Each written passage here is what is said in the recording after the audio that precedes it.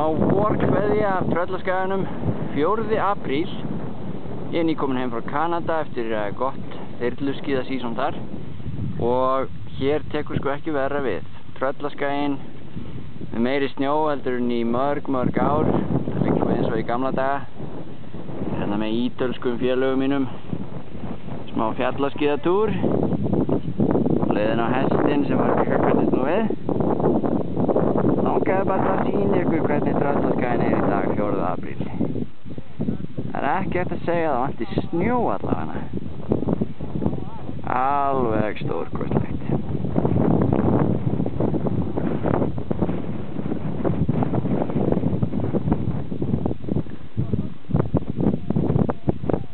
Já, svona þetta á Tröllaskaganum. Það enda fyrir norðan, alltaf gott veður eða ekki? Allavega, drengirnir að koma, best að halda áfram.